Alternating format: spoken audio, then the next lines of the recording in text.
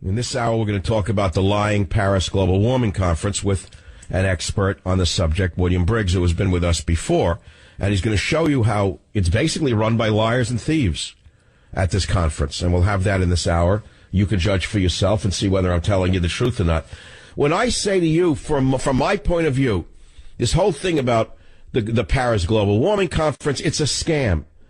It's a scam. I told you it was about a world tax. Obama said it was a world tax today. It's a method of robbing from the middle class to give not to the poor, as that gangster says, but to kick the money up to the trillionaires who are running the scam. Everybody else is taking climate change really seriously. They think it's a really big problem. It spans political parties.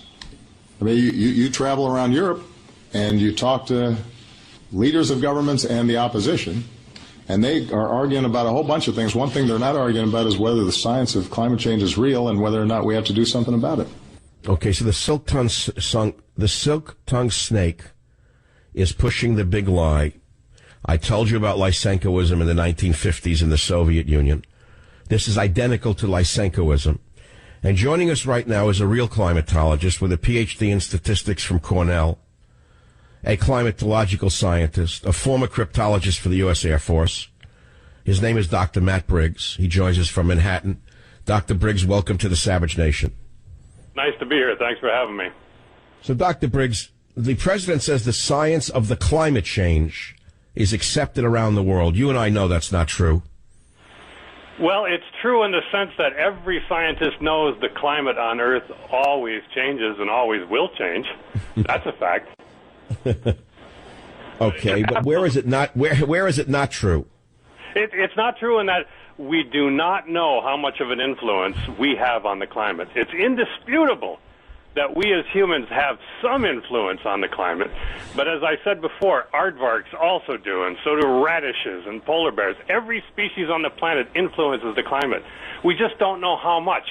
If we did know how much, the models that we have created to describe the climate would be accurate, but they're wildly inaccurate.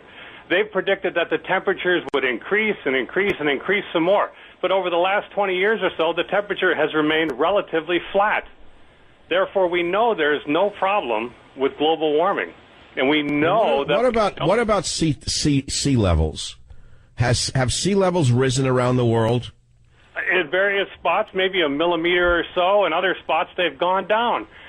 Over the entire globe, sea ice is up. Right now, sea ice is up. All the pronouncements that we were going to have ice-free Arctics and so forth were completely and wildly in error. It's just not true. Mm-hmm.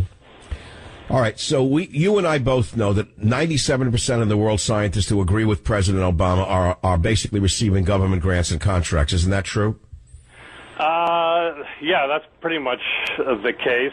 Most of the scientists who make their living off of this have to agree with the government. The government puts these grants out, and they basically ask for certain results in advance, and people go after these. It's an immense amount of money. One person tracked this. I wrote an article about this at thestream.org. One person tracked this over the last 10 years. Various governments have spent $79 billion to study these things, to promote these things. So if someone put out a grant or a contract to disprove man's impact on temperature, they would probably never get funded, correct? If someone wrote a grant like that, they probably never would get funded. That's absolutely true. But we don't even need to. You and I, sitting right here, can deduce that the models are in error. Therefore, the theory that mankind is dangerously harming the climate is also in error. All the predictions that they have made over the last 20 years or so have fallen short. There's not an increasing number of storms. There's not a vast sea level rise that's going to sink these small islands. The sea ice has not melted. The polar bears are doing just fine. Everything they said has been wrong. Yet they're still doing this climate conference, or global warming conference, I should say. Well, I keep quoting the Vostok ice core samples as evidence to the contrary of what Obama's putting out and the others. And then I wanted to talk about the false data. I call this the biggest science scandal ever. And we all know that there's a degree of even the most skeptical person out there would have to agree that there is no warming trend at all. In fact, they've altered the data so they've actually had the audacity to turn cooling trends into warming trends. This has been studied, hasn't it, Dr. Briggs? It absolutely has. The problem is there's more than one way to measure temperature on Earth. The most reliable methods that we have are these space-based, satellite-based platforms. And they show, like I say, no real change over the past 20 years. Unfortunately, we don't have satellites that go back further than like 1980, late 1970s. So we have to use land-based measurements. Now, the funny thing about these land-based measurements are every time they come out with a new forecast that the temperature is going to be higher, they look at the actual land-based temperatures and they see that they don't match up to the forecast. And then they go and they say, you know what, since these land-based measurements are just a statistical algorithm, they manipulate them and adjust them, and lo and behold, they're warmer. Every time they're warmer when they go and manipulate these things. Dr. Briggs, it's frustrating to anyone with a degree in any analytical field. You have your PhD from Cornell. I have my PhD from UC Berkeley in a different field entirely. But I can read data. Those of us who can actually read data understand that you can manipulate data if you want to. And just as we have junk journalism, people should understand that there's also junk science. And they should also understand that just as Lysenko in the Soviet Union had an army of state journalists to smear and discredit anyone who opposed his crank theories, man-made climate change proponents and the O administration received the same kind of support from the mainstream media. Do you agree or disagree with that allegation of mine? It's 100% true. Take the recent case of Senator Whitehouse, this Rhode Island senator. Oh, God. A big believer in this stuff.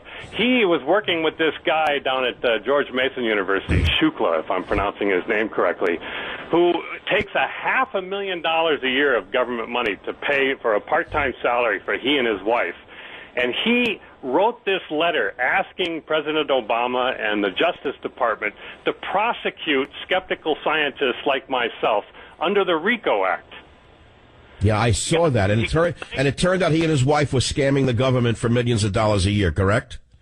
Well, about $500,000 a year. Isn't he from India? Wasn't the wife or the daughter at an institute in India that was receiving some of this money? I think so.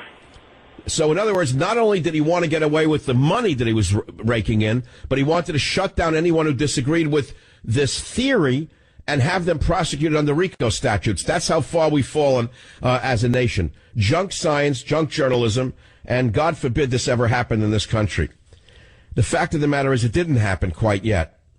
And so that's why we still have a free press, regardless of which party is in power. The media is supposed to be skeptical of the government at all times. And that's what we're doing here on this program every day through me and my guests when it applies. I believe that the junk science is overwhelming the average mind, and they don't even know what to believe. So let's cut to the chase, Dr. Briggs. What is it that Obama and the others want once they get their way? Isn't it sort of a global tax to pay for their schemes? They call it a global carbon tax. That's exactly what they want, which is a tax on economic output. They want global redistribution. Angela Merkel said at the opening of this climate conference, they hope to do what they couldn't do back in Copenhagen, which is to redistribute $100 billion a year from countries like ours to leaders of other countries who are supposedly suffering under non-existent global warming. That's the real... Angela Merkel is the one who's flooding her country with illegal aliens from Syria, number one, against the will of the people in every poll. Angela Merkel comes from a communist background in East Germany, doesn't she? Well, I know all about this. Angela Merkel is a reemergence of the ex-Soviet period in Germany's history, but let's put her aside. This is a very dangerous period when these demagogues like Merkel, like Obama, like the others would use fake science to lie to the people, to tax people based on carbon. So tell the average person about carbon for a minute, Dr. Briggs. You're a scientist. You know that this is a complete ruse. It's completely fraudulent. Why are they focusing on carbon dioxide when it's the wrong gas to focus on to begin with? Because it's easy to blame, because it's easy to trace back to economic output. All life on Earth is carbon-based. We can't carbon is not pollution. Carbon dioxide is not pollution. Carbon dioxide is plant food. You know, it's absurd the way they're talking about these things. It's not. It has nothing to do with science. It's unscientific to the nth degree. Yet nobody challenges them on it because what it is they don't understand any of this science. All of these leaders, they don't really understand it. They don't really care. All they care is they could find enough scientists to back them up. What they really care about and what they really believe in is the solution to global warming. That's what they really want. They want the solution. They don't care about the science itself. Dr. Briggs, what's your website for people who want to read your work? Stream.org. Stream.org. Dr. Matt Briggs, thanks for being with us on the Savage Nation. Thanks for having me. Thank you, Dr. Briggs. Always a pleasure. Now, I want to conclude by reading what happened in the Soviet Union when it finally came to an end, the lysenkoism, from the last pages of Government Zero's chapter on this. Lysenkoism eventually came to an end in the Soviet Union, as it inevitably had to. Scientific reality can be denied for only so long. Eventually, the people themselves just stopped believing the lies, regardless of the state media, and forced the Khrushchev regime to turn its back on Lysenko. Lysenko was eventually stripped of all of his power, and real scientists who had always rejected his crackpot theories stopped being persecuted. All of this happened when the people themselves refused to go along with the government nonsense that led to one crisis after another. We have the same challenge in America today that those peasant farmers faced in Russia. We have a government that is perverting science and medicine to advance its political agenda. Pseudoscience, as absurd as Lysenko's, is officially recognized by the state, while real scientists in America are silenced or ostracized. Just as in the Soviet Union 50 years ago, we have so-called journalists on the far left who continue to support these obtuse theories that have no validity whatsoever, and they smear anyone who dissents. Like the Russians, we have to free ourselves from this.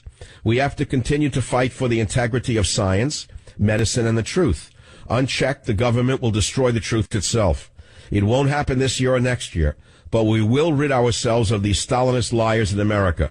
It will happen in our lifetimes. The truth shall set us free. It must. It's the only thing that can save us from Obama's Soviet era. That's the last word on Zero Science in Government Zero, and you should read it for yourself and study all the references that I referred to in that chapter back in a minute on the Savage Nation.